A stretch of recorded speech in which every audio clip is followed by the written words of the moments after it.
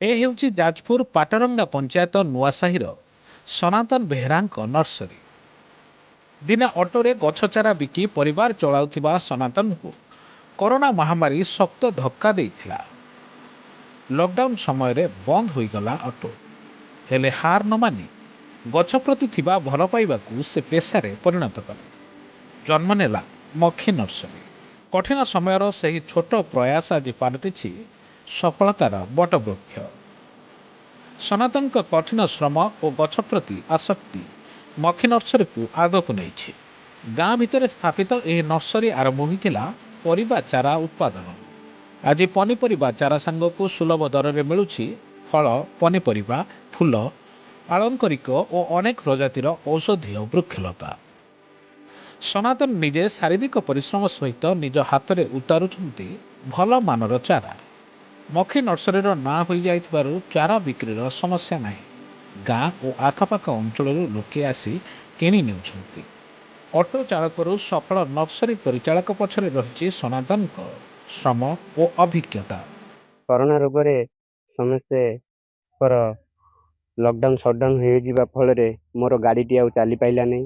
ଏମିତି ବି ମୁଁ ଅଟୋର କିସ୍ତି ବି ଦେଇପାରିଲିନି। ମୁଁ ଉପାୟ କଲି କ'ଣ କରିବି, ନାଇଁ ଯେଉଁ ଗଛ ମୋ ପାଖରେ ସବୁ ଉପହାର ରୂପରେ ମିଳିଥିଲା ତାକୁ ମୁଁ ଧୀରେ ଧୀରେ କଲିମି କରିବା ପ୍ରଣାଳୀ ଆରମ୍ଭ କଲି। ସୁଜୁନା, ଭଣ୍ଡା, ବାଇଗଣ, ଲଙ୍କା, କଲରା, ଭେଣ୍ଡି ଏମିତି ବହୁତ ଗୁଡ଼ିଏ ଚାରା ମୁଁ ନିଜେ ମଞ୍ଜି କିଣିକି ବନେଇବା ଆରମ୍ଭ କଲି। ସେ ପିଲାର ନିଷ୍ଠା, ବହୁତ ଭକ୍ତି, ଶ୍ରଦ୍ଧା, ଲୋକଙ୍କ ସାଙ୍ଗରେ ସହାନୁଭୂତି, ଲୋକଙ୍କ ସାଙ୍ଗରେ ବ୍ୟବହାର, ଆଜି ସେ ନିଜ ପରିଶ୍ରମରେ ଏତେ ବଡ଼ କରିପାରି। ଯେଉଁ ଲୋକ ବି ନେଇଛନ୍ତି ସମସ୍ତେ କହୁଛନ୍ତି ଯେତିକି ଦିନ ସେ କହୁଛି ସେତିକି ଦିନ ମଧ୍ୟ ଫଳୁଛି।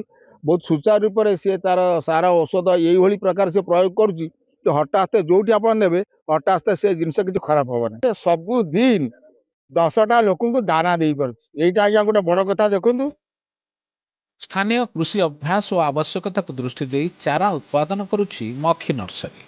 ବାଇଗଣ, ଭଣ୍ଡା, ଭେଣ୍ଡି, ଲଙ୍କା, ଜହ୍ନି, କାକୁଡ଼ି ସାଙ୍ଗକୁ ଉତ୍ପାଦିତ ହେଉଛି ଆମ୍ବ, ଲେମ୍ବୁ, ନଡ଼ିଆ, ପିଜୁଳି, ସପେଟା, ଜାମୁରୋଳ ଆଉ କରମଙ୍ଗା ଭଳି ଫଳ।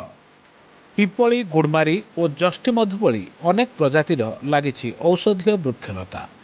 ମନ୍ଦାର, ଟଗର, ଗୋଲାପ ଭଳି ଫୁଲ ଚାରା ଏଠାରେ ପ୍ରସ୍ତୁତ ହେଉଛି। କିଛି ବିହନ ପୋତି ଓ କିଛି କଲମୀକରଣ କରି ଚାରା ଗଛଗୁଡ଼ିକୁ ବଜାର ପାଇଁ ପ୍ରସ୍ତୁତ କରାଯାଉଛି। ଏଭଳି କାମରେ ସନାତନ ଅନ୍ୟ କିଛି କୃଷି ଶ୍ରମିକଙ୍କୁ ନିୟୋଜିତ କରିଛନ୍ତି। ଉନ୍ନତ ଗୁଣର ଚାରା ଉତ୍ପାଦନ ପାଇଁ ସନାତନଙ୍କୁ ଓଡ଼ିଶା କୃଷି ଓ ବୈଷୟିକ ବିଦ୍ୟାଳୟ ତଥା ରୋଟାରୀ କ୍ଲବ ପକ୍ଷରୁ କୃଷି ଶିରୋମଣି ଉପାଧି ପ୍ରଦାନ କରାଯାଇଛି। ଇଏ ଆମର ଗୋଟେ ହିଙ୍ଗୁଳା ଯାତ୍ରା ବର୍ଷକୁ ଥରେ ହୁଏ। ଏ ବାବୁ ତାଙ୍କର ସବୁ ଗଛ ଫଛ ସବୁ ନେଇକି ଯାଇଥିଲେ। ମୁଁ ଆସିକି ଯାତ୍ରାରେ ବୁଲିଲା ବେଳେ ତାଙ୍କୁ ଦେଖିଲି। ଦେଖିକି ମୁଁ ବି କିଛି କିଣିକି ନେଇଥିଲି। ଲଗେଇବା ପରେ ସବୁ ଗଛ ଭଲ ହେଇଛି।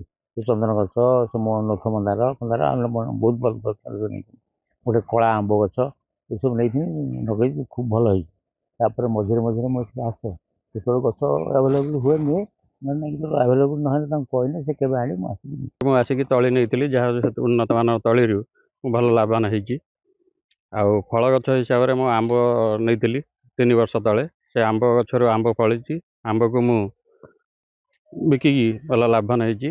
ଆଉ ୟାଙ୍କର ଉନ୍ନତମାନର ଗଛ ଆଉ ରେୟାର ଭେରାଇଟିର ଗଛ ଆଉ ସୁଲଭ ମୂଲ୍ୟରେ ସେ ଦେଇପାରୁଥିବାରୁ ଆମେ ବହୁତ ଦୂରରୁ ଆସି ଏଠୁ ଆମେ ଚାରା ନେଉଛୁ। ଦୃଢ଼ ଇଚ୍ଛାଶକ୍ତି ଓ କଠିନ ପରିଶ୍ରମ ଥିଲେ ବିପଦ ବି ସୁଯୋଗ ବନିଯାଏ। ତାହା ହିଁ ପ୍ରମାଣିତ କରି ଦେଖାଇଛନ୍ତି ସନାତନ। କୋରେଇରୁ ସନ୍ତୋଷ ସାହୁଙ୍କ ରିପୋର୍ଟ, ଅର୍ଗସ୍ ନ୍ୟୁଜ୍।